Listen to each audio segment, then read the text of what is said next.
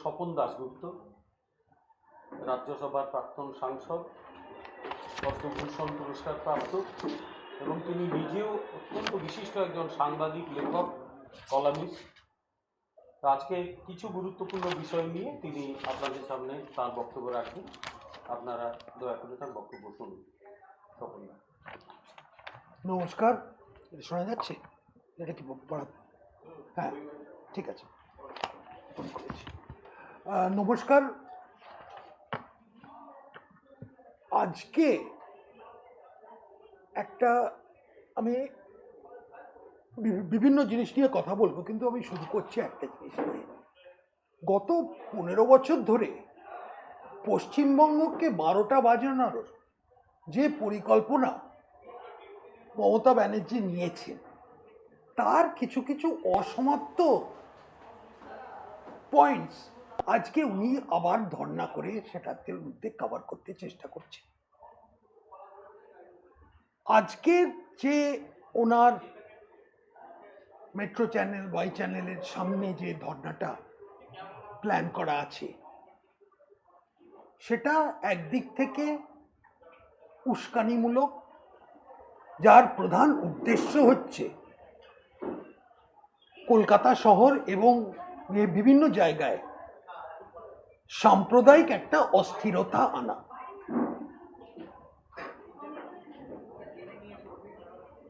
আমাদের কাজ না যে ইলেকশন কমিশন এসআইআর এ কি করলো না করলো সেটা জানা যাবে, ইলেকশন কমিশন তারাই বলতে পারেন। কিন্তু আমরা একটা জিনিস জানি যে একটা সাংবিধানিক কর্তব্য আছে, যেখানে ভোটার তালিকা আপডেট করতে হয়, এবং ভোটার তালিকা আপডেট করার একটা প্রধান উদ্দেশ্য হচ্ছে যে জাল ভোট, যেখানে জল ঘোলা হয়েছে, সেটাকে একটু একটু করে বাদ দিয়ে দেয়া যায়, যতটা সম্ভব অ্যাকুরেট একটা ভোটার তালিকা তৈরি করার জন্য। আজকে উনি মাননীয় ধর্ণা দিচ্ছেন, তার একমাত্র উদ্দেশ্য এটা হচ্ছে এই এসআইআর প্রজেক্টটাকে কিরমভাবে ভেস্তে দেওয়া যায়। এটা উনি সুপ্রিম কোর্টে গেছিলেন, সুপ্রিম কোর্টে গিয়ে বলেছিলেন যে 2024-এর যা ইলেকশন রোল ছিল সেটার ভিত্তিতেই এখন নির্বাচন করা উচিত। সুপ্রিম কোর্ট সেটা মানেনি, বলেছিল যে না, এসআইআরই করা দরকার। তো এটা হচ্ছে আরেকটা পরিকল্পনা, যাতে সারা পশ্চিমবঙ্গে এক ধরনের অস্থিরতা শুরু করে যাতে ওই এসআইআরটা ইলেকশন কমিশনের কার্যকর্ম ভেস্তে দেওয়া যায়। তো এটার একটা, আমার মনে হয় এটা একটা মুখ্যমন্ত্রী তার যে সাংবিধানিক দায়িত্ব তার বিরুদ্ধে। কিন্তু এটা তো আমরা দেখেই এসছি অনেকবার যে মমতা ব্যানার্জি খুব একটা যে সংবিধানকে পুজো করে মাঝে মাঝে উনি হাঁটেন সংবিধানকে হাতে নিয়ে, কিন্তু ইন অ্যাকচুয়াল লাইফ সংবিধানটা একটা কনভিনিয়েন্ট ইনস্ট্রুমেন্ট হয়ে গেছে ওনার কাছে। আমরা দেখেছি যে রুল অফ ল থেকে ল অফ দ্য রুলার, সেটা আমরা এখন পশ্চিমবঙ্গে প্রায় সবাই জানে যে এটাই হচ্ছে বাস্তব।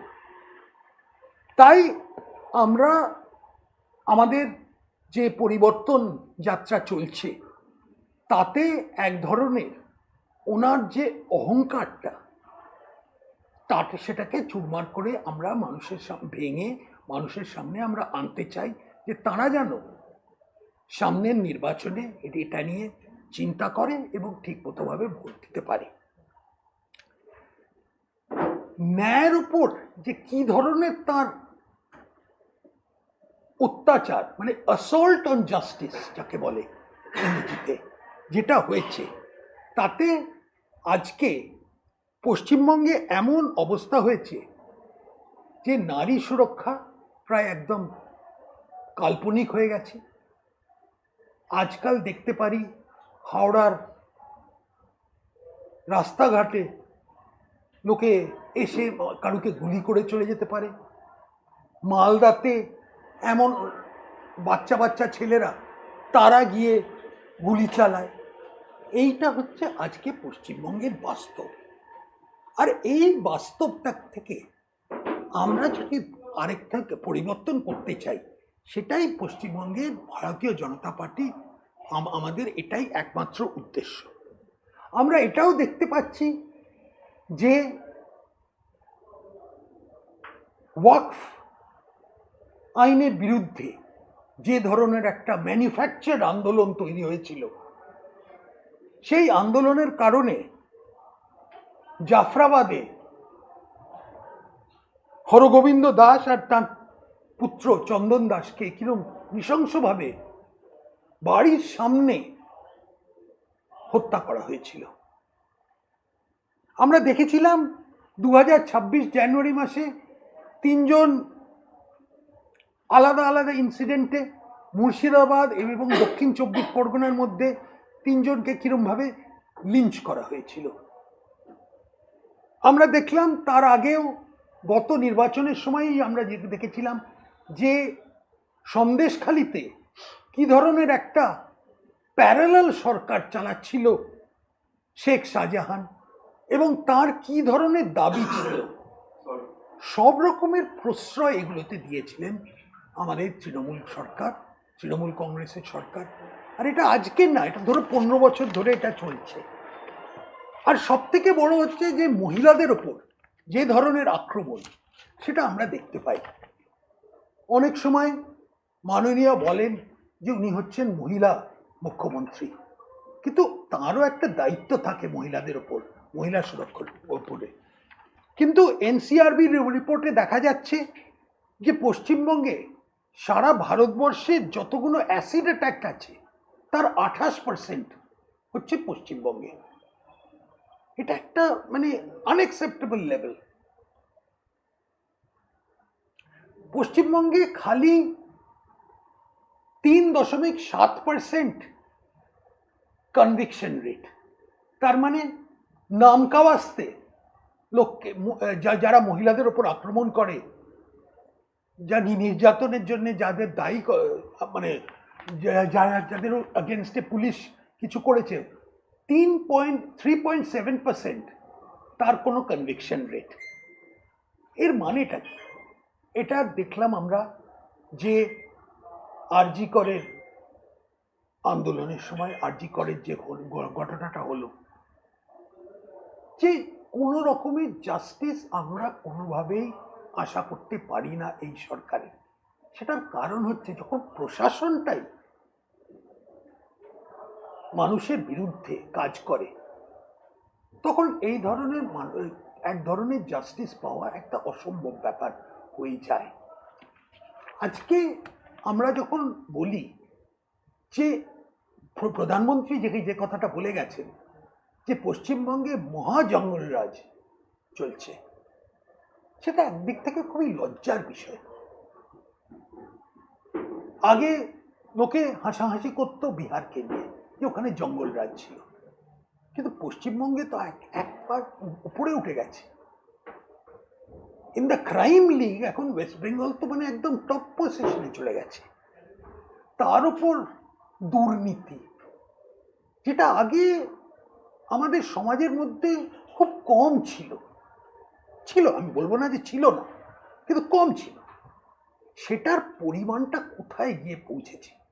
এসএসসি স্ক্যাম, আর কি ধরনের স্ক্যামের পর স্ক্যাম, এই ধরনের স্ক্যামের রাজত্ব যেটা এটা চলছে পশ্চিমবঙ্গে, তাতে এইটুকু বোঝা যায় যে শিল্প সংস্থা, লোকেদের নতুন কিছু ইনভেস্টমেন্ট এখানে আসা প্রায় অসম্ভব হয়ে গেছে।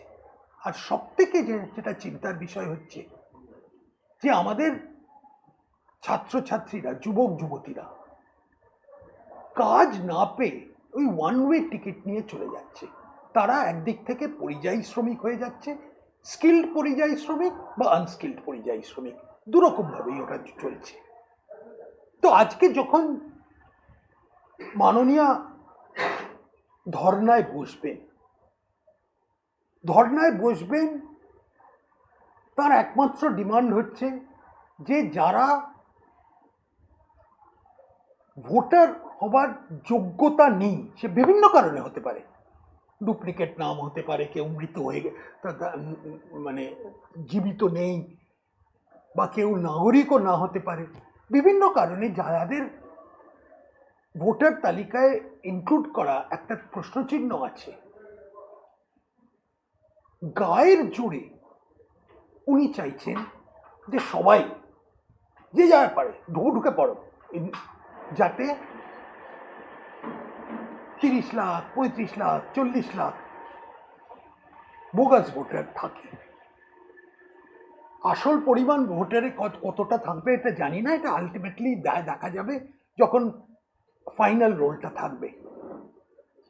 কিন্তু সব থেকে বড় ব্যাপার হচ্ছে যে আজকে পশ্চিমবঙ্গে যে ধরনের পরিবেশ হয়েছে, তাতে সুষ্ঠু নির্বাচন যদি করতে হয়, তাহলে একদিক থেকে সাংবিধানিক যেসব শক্তি আছে, যেসব সাংবিধানিক অথরিটি আছে, যেমন ইলেকশন কমিশন, তাদের দায়িত্ব পালন করার জন্য একটা প্রশাসন থেকে সমর্থন করা উচিত। দুর্ভাগ্যের বিষয় এই যে non cooperation by the government যেটা চলছে, তাতে কিন্তু একদিক থেকে কনস্টিটিউশনাল ব্রেকডাউন হচ্ছে। আর এই কনস্টিটিউশনাল ব্রেকডাউনের একটা উদাহরণ হচ্ছে যখন মুখ্যমন্ত্রী একটা সাংবিধানিক সংস্থার বিরুদ্ধে আজকে ধর্ণা দিচ্ছে, কোয়াইট ফরগেটিং, মানে ভুলে গেছেন উনি যে তার কি কি দায়িত্ব ছিল, তার প্রশাসনিক দিক থেকে কি কি দায়িত্ব। 15 বছরে পশ্চিমবঙ্গ কোথা থেকে কোথায় নেমে এসছে এইটুকু বলা। তো এই বলছি, তারপরে আপনাদের যা প্রশ্ন আছে। গতকালকে আমরা দেখলাম যে রাজ্যপাল যেভাবে ছেড়ে গেলেন, আসলে যে মুহূর্তে যে ক্রাইসিস অফ দি কনস্টিটিউশন এর কথা তুলে ধরছেন বা সাংবিধানিক একটা সংকটের পরিস্থিতির কথা বলছেন, রাজ্যপালের হঠাৎ এই ছেড়ে যাওয়া আপনারা কিভাবে দেখছেন? দেখুন, রাজ্যপাল নিযুক্ত করা এর দায়িত্বটা হচ্ছে রাষ্ট্রপতির। আর এটাও আপনাদের জানেন সংবিধানে লেখা আছে, the president acts on the advice of the council of ministers, সেটাও আছে। তো এটা সিভি আনন্দ বোসকে পশ্চিমবঙ্গ থেকে সরিয়ে আর.এন. রবিকে এখানে আনানোটা কারুকে কোনো অপমান করা হচ্ছে না, যেখানে যার ডকট্রিন অফ নেসেসিটি বলে হয়তো আছে। আর.এন. রবি হচ্ছে একজন রাষ্ট্রীয় সুরক্ষার উপরে একদম অনেক কাজকর্ম করেছেন উনি, ওনার একটা এক্সপিরিয়েন্স অভিজ্ঞতা আছে, দীর্ঘ অভিজ্ঞতা আছে। পশ্চিমবঙ্গে এটা ঠিক যে রাষ্ট্রীয় সুরক্ষাটা সামনের দিনে একটা বড় ইস্যু হয়ে যাবে, হয়তো হয়তো আমি বলছি হয়তো, সেটা হয়তো একটা কারণ ছিল যার জন্য আর.এন. রবিকে পশ্চিমবঙ্গে আনা হয়েছে। আমি কিন্তু বলছি এটা একটা কারণ, কিন্তু তাছাড়া উনি একজন অভিজ্ঞ সোবার মানুষ, যার অনেক দিনের অ্যাডমিনিস্ট্রেটিভ একটা এক্সপিরিয়েন্স আছে।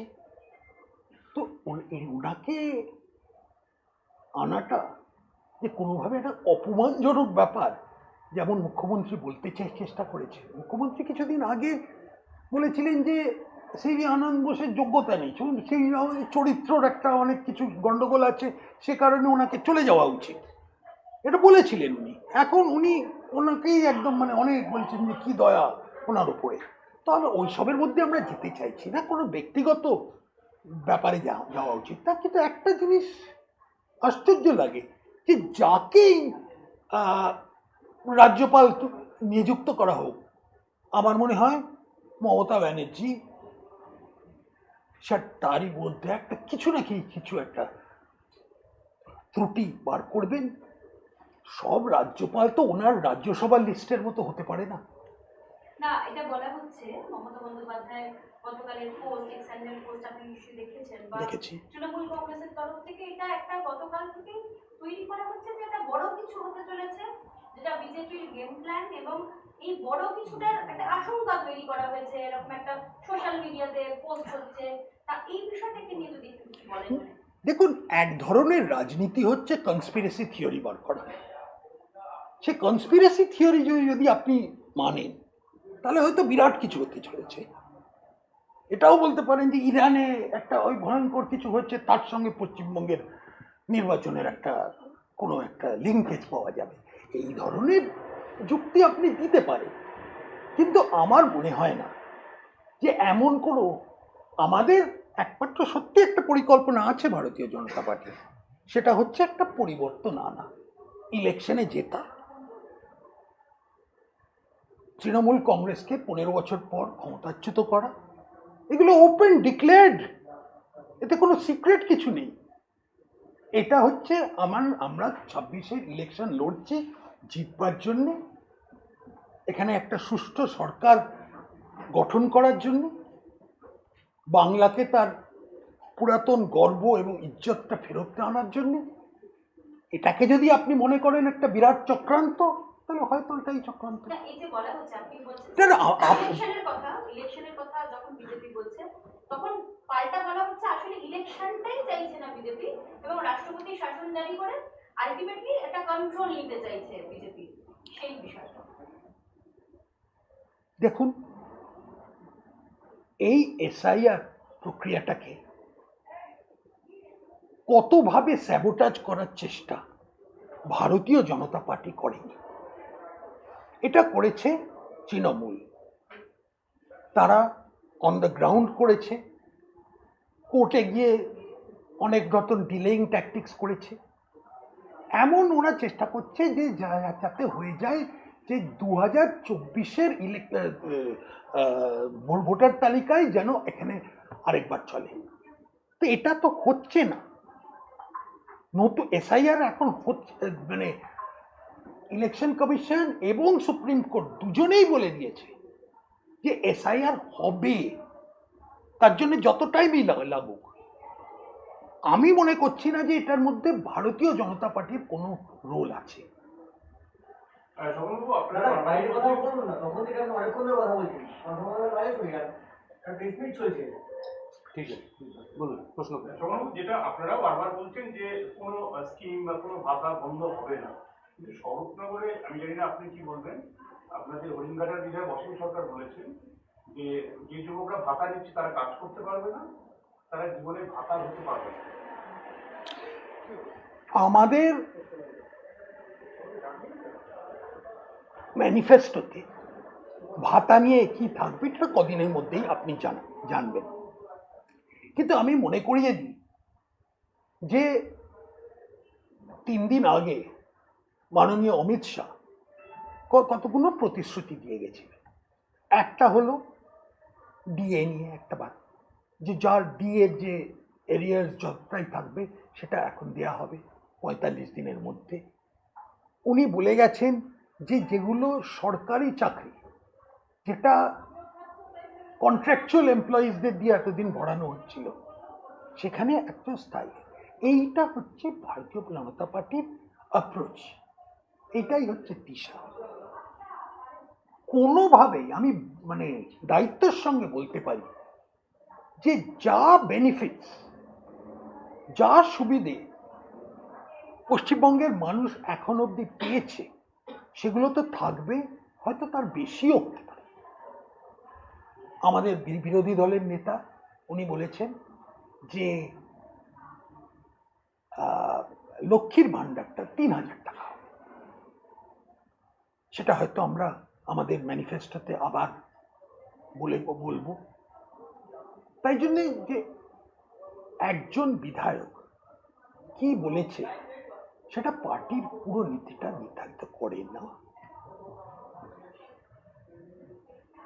স্বপনবাবু, এই যে পরিবর্তন সংকল্প যাত্রা শুরু হয়েছে, কোচবিহারে দেখা যাচ্ছে যে শুরুর আগে পৌঁছানোর আগে যে সমস্ত আপনাদের গাড়ি, সমস্ত কিছু ব্যাপক মঞ্চ ভাঙচুর করা হয়েছে, এবং রীতিমতো একটা তাণ্ডবের অবস্থা, এবং একাধিক জায়গা থেকে এরকম খবর আসছে।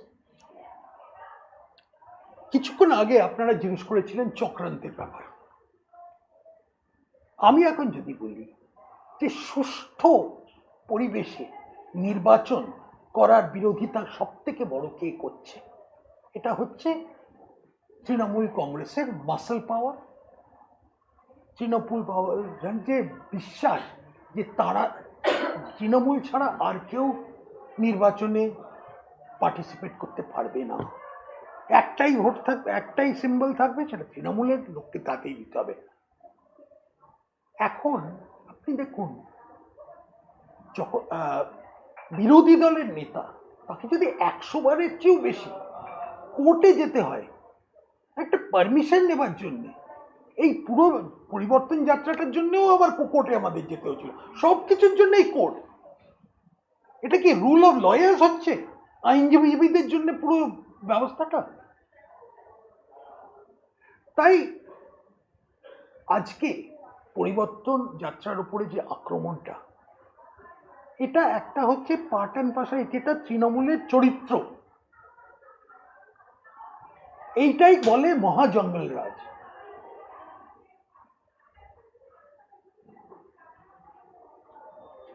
শোভনবাবু, একটা প্রশ্ন, আপনি কিছুক্ষণ আগে বলছিলেন যে মমতা বন্দ্যোপাধ্যায় ওই যাদের নাম বাদ গেছে তাদের বাঁচাতেই রাস্তায় আজকে নেমেছেন। অধীর রঞ্জন চৌধুরী বলছেন এই 60 লাখকে ভোট দেওয়ানোর ব্যবস্থা করা হোক, কমিশন যাতে তাদের দাবি মেনে নেয়, কি বলবেন? এই যে যতগুলো লজিক্যাল ডিসক্রিপেন্সি বলে যেটাকে জানানো হচ্ছে, এর মধ্যে অনেকে আছে যাদের নামটা অটোমেটিকলি অটোমেটিকলি তাদের অন্তর্গত করা হবে, এতে কোনো সমস্যাই নেই। এটা হচ্ছে এটা টাইমের ব্যাপার, যা বুঝেছি। কিন্তু এখন কেউ যদি বলে যে এই পুরো যতজন আছে সবাইকে নিতে হবে, সেটা একটা অস্বাভাবিক দাবি।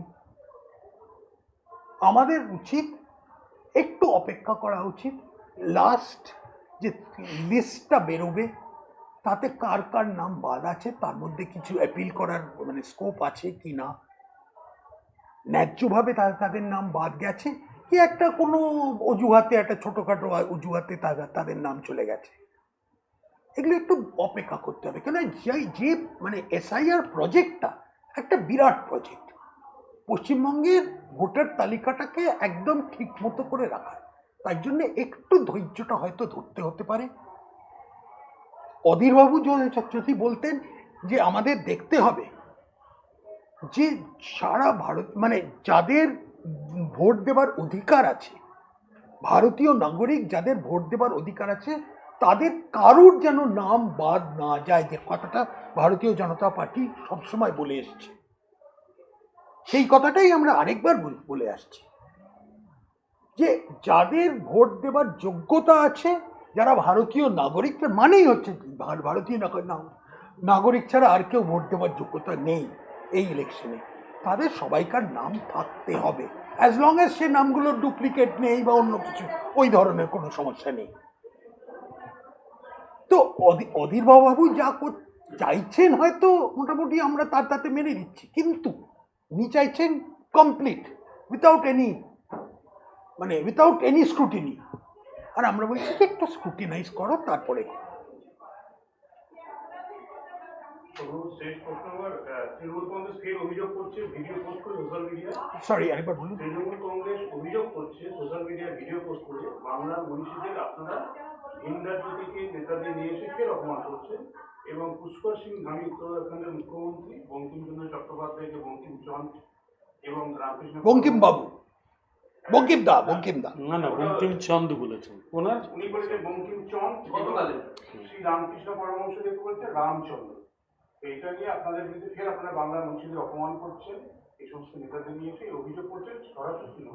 যদি এত সহজে বাংলার মনীষীদের অপমানিত হতো, তাহলে আমি জানি না মমতা ব্যানার্জি এত 15 বছর ধরে কি না বলে গেছেন, ভূগোল ইতিহাস সব কিছু তো শ্রাদ্ধ করে গেছে, তাতে কি আমরা বাংলাতে মানে একদম মহাভারত অশুদ্ধ হয়ে গেছে? আমি যে কথাটা বলতে চাই যে আপনি যদি ইস্যু কিছু বার করতে চান, আরে আপনি 15 বছরে কি রাজত্বে কি করেছেন সেটা বলুন, কার প্রোনাউন্সিয়েশনটা ঠিক বা ঠিক। উনি তো 3টে ভাষাতেই যে কি বলেন ভগবান জানেন, ইনআর্টিকুলেট ইন 3 ল্যাঙ্গুয়েজেস, আমি যেটা বলতে পারি। তাছাড়া উনি যে কবিতা লিখেছেন তাতে কি বাংলা ভাষা উজ্জ্বল হয়েছে আরো? বলুন এসব কথা। দেখুন, এই ধরনের রাজনীতি যে কে কোন জিনিসটা উচ্চারণ করতে পারলো না, অসম্মান করেছে কেউ যদি ঠাকুর রামকৃষ্ণকে স্বামী রামকৃষ্ণ বলে থাকে, কোনো কি অসম্মান হয়েছে তাই? আপনি যদি কারুকে একটা জি বলেন তার কোনো অসম্মান হচ্ছে? আমি যদি দিদি বলি তাহলে কি আমি কালকে, আমার থেকে ছোট হতে পারে বড় হতে পারে, আমি কালকে অসম্মান করছি না। দেখুন, রাজনীতি একটা সিরিয়াস বিজনেস। আপনি যদি এই লেভেলে চলে আসেন, খুবই দুঃখজনক ব্যাপার। মানুষের সেন্টিমেন্টকে নিয়ে অন্য জিনিস নিয়ে করুন না।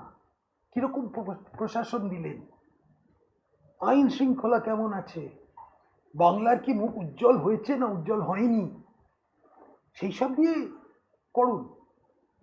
এইসব জিনিস নিয়ে কেন করতে চাইছেন রাজনীতি, আমি এখনো বুঝতে পারছি না।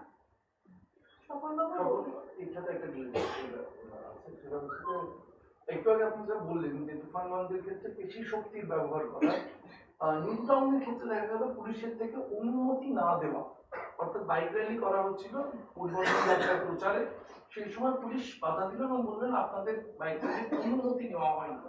এই যে পুলিশের অনুমতি নেই বলে বিরোধী দলের কর্মসূচিতে বাধা দিল,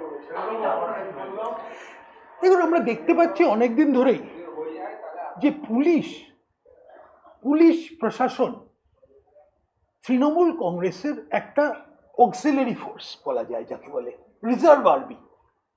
তারা তাদের জন্য যা করছে করে দিচ্ছে। এর মধ্যে অনেক উদাহরণ দেয়া যায়, এতে অনেক দেখা যাচ্ছে লোকেরা কিভাবে বলছে যে কোন ওয়েলফেয়ার ফান্ড বা তার উপরে যারা বসে আছে তো তাদের কি ধরনের বক্তব্য। তো আমরা কোনোভাবেই চিন্তিত না যে পুলিশ আজকে আমাদের বিরোধিতা করবে, এটা আমরা ধরেই নিচ্ছি। এইটা মেনেই আমরা রাজনীতিতে নেমেছি। 2021-এর পর থেকে কি পরিস্থিতিতে ভারতীয় জনতা পার্টি যে তাদের নর্মাল রাজনীতি করেছে সেটা সবাই জানে।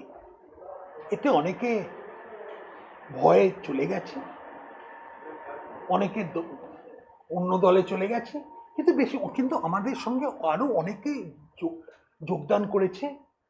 আর আমাদের মোটামুটি যে ধরনের ফোর্স, যে ধরনের সমর্থন, সেটা কিন্তু বাড়ছে। আপনি একদিক থেকে দেখুন, 2011, 16, 21 আমাদের ভোট সংখ্যা কনস্টিটুয়েন্সি, আপনি একদম কনস্টিটুয়েন্সি বাই কনস্টিটুয়েন্সি চলে যান, এই ধরনের পুলিশের হেনস্থা করা সত্ত্বেও তো চলছে। এটার একটা অর্থ আছে, যারা রাজনৈতিক বিশ্লেষক তারা এটা বুঝতে পারে যে আপনি ডান্ডা লাঠি দিয়ে একটা রাজনৈতিক দিশা, একটা রাজনৈতিক শক্তিকে আটকাতে পারেন না। রবিবার রাজ্যে আসছে জাতীয় নির্বাচন কমিশনের ফুল বেঞ্চ, এবং তার আগেই মমতা বন্দ্যোপাধ্যায়ের ধর্নার পাশাপাশি আমরা দেখতে পাচ্ছি সিপিএমও এই এসআইআর এর বিরোধিতায় এসপি অফিসের সামনে 2 দিন ধরে ধর্না দিল, আইএসএফও একই জিনিস করলেন। সমস্ত রাজনৈতিক দলের একের পর এক এই ধর্না বা অবস্থান, তাই নিয়ে কি বলবেন? ঠিক ফুল বেঞ্চ আসার আগেই একটা কথা আছে, একদিন ওটাকে আগে বলতো মি টু, সেটা অন্য জিনিসে ওটা উপযোগ্য ছিল, কিন্তু এই ধরনের মি টু পলিটিক্স হামবি হ্যায় কোনোভাবে। ইংরেজিতে একটা কথা আছে, দ্য টেল ওয়াগিং দ্য ডগ, এটা সেই ধরনের। আজকে যারা লাল ঝান্ডা নিয়ে ঘুরে বেড়াতো, একটা সময় তারা রাজত্ব করতো, তাদের দম্পত্য ছিল, এখন তাদের কেউ পোছে না। তো ওরা তাদের নিজেদের একটা প্রাসঙ্গিকতা এস্টাবলিশ করার জন্য করছে। যেসব দলগুলো করছে তারা এই ধরনের কথা, যে আপনার মোটামুটি। তো আজকে একটা মমতা ব্যানার্জিরও একটা বা তৃণমূলেরও একটা পরিকল্পনা আছে যে নো ভোট টু বিজেপি যেটা করেছিল 21 সালে, তারই একটা কোনো সেকেন্ড ভার্সন, সেকেন্ড এডিশন করবে। তার জন্যে তো সিপিআই এমএল তো এক পা এগিয়েই আছে। সিপিআই এম এর মধ্যে এখনো কি কিছু দ্বিধা আছে, কিন্তু এমএল তো এগিয়ে আছে। আর আইএসএফ কাকে সাপোর্ট করবে তারা আইএসএফই জানে। তো চলুন, এখন ইলেকশনের আগে অনেক ধরনের সার্কাস দেখা যাবে, এটাও হচ্ছে একটা জয়রাম রমেশ এক্স হ্যান্ডেলে পোস্ট করছেন, সরি জয়রাম রমেশ এক্স হ্যান্ডেলে পোস্ট করছেন যে বাংলায় নিউসেন্স ক্রিয়েট করানোর জন্য মোদিজির সব থেকে বিশ্বস্ত লোককে এবার পাঠানো হলো, নতুন রাজ্যপালের নাম উল্লেখ করে তিনি পোস্ট করছেন। লুইসেন্স ক্রিয়েট করে দিন। দেখুন, মোদিজির সব থেকে বিশ্বস্ত লোক কি RN রবি কিনা সেটা আমি জানি না। আমি এইটুকু জানি যে RN রবির খুব একটা ডিস্টিংগুইশ রেকর্ড আছে, তার প্রশাসনিক রেকর্ডটা খুবই ভালো। ব্যক্তিগতভাবে ওনার সঙ্গে আমি চিনি ওনাকে, সে কারণ ওই ধরনের টেমিনারে অনেকবার দেখা টাকা হয়েছে। তো একজন ভালো যোগ্য মানুষকেই পাঠানো হচ্ছে। তিনি এখনো আসেননি, নিয়ে সোয়ারিং ইনটা কি হয়ে গেছে না? এখনো হয়নি, সোয়ারিং ইনও হয়নি, তার আগেই ওনার শ্রাদ্ধ করছেন। কি ধরনের মানে পশ্চিমবঙ্গে পাও রাখেননি আপনি। পশ্চিমবঙ্গের বাংলার একটা হসপিটালিটি বলতে কি সুন্দরভাবে দেখাচ্ছে না। জয়রাম অফিসও দিচ্ছে। ওকে, থ্যাংক ইউ। ইংরেজিতে লাগবে কার জন্যে? কিসের? কেন?